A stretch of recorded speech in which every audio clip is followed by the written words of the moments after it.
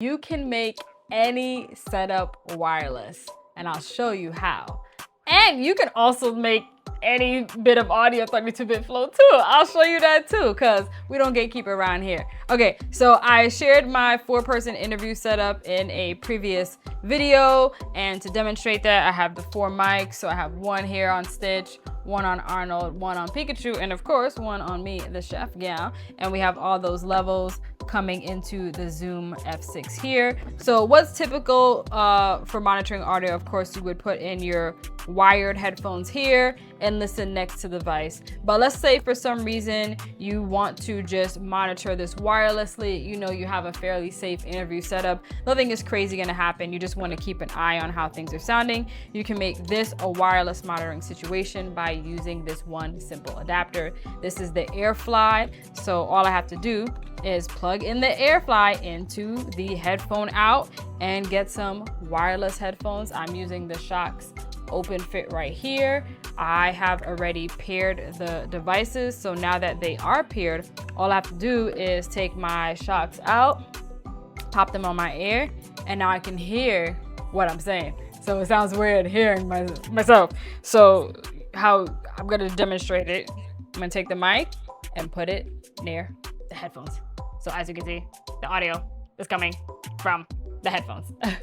I'm delaying as I'm talking because I'm hearing myself, so it's just weird. So that's how you can turn any wireless headset, any wireless headphones into a wireless monitoring device.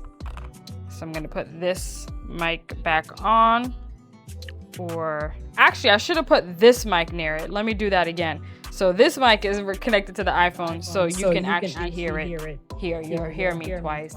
This is the audio coming from the headset of the Shokz. So you can see that the actual connection is working. There's no cap here. All of this is real world examples that you can use in a professional setting and for social media shoots as well. Again, the audio is being recorded professionally here, and I will always have wired headphones.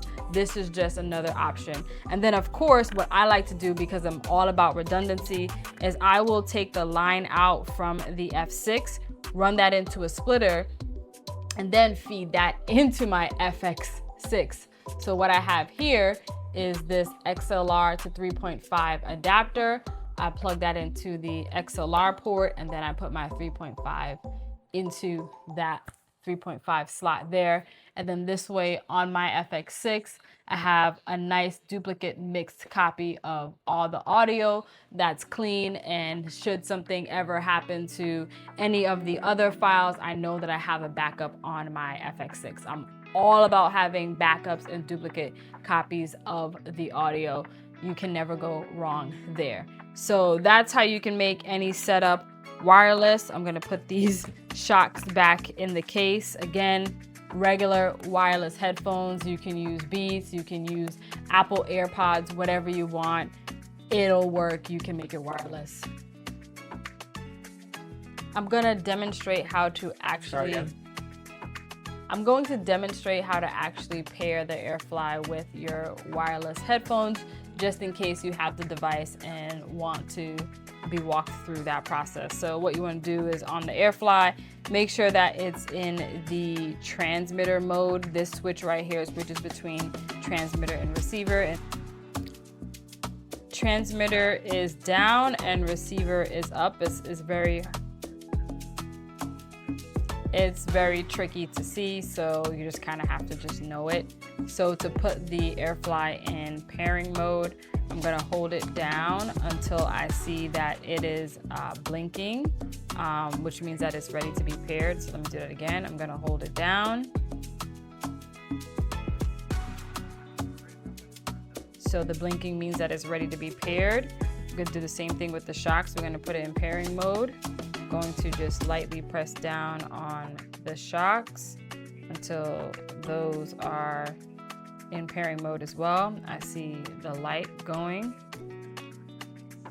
and now this light is now steady, which means that both the devices are paired together. And then of course, the best way to test it is to get some audio signal, grab your headset and put it on.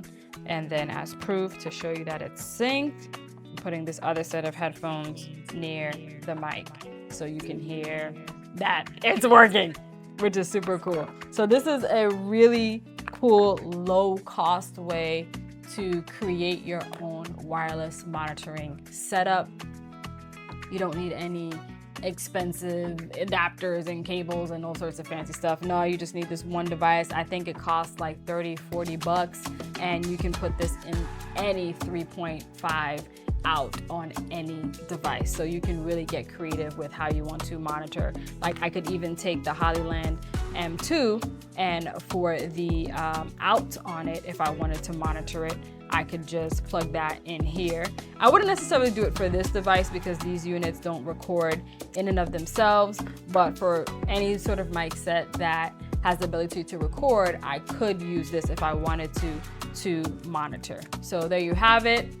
A simple monitoring setup that you can use. And of course you can get 32-bit float from the Zoom F6. So any device you plug into it, once you set your levels generally okay from the mics themselves, we had the 4 mics set up here, and you can get 32-bit float and have a lot of flexibility in post as well. I am the ChefGyal, and you just got the recipe.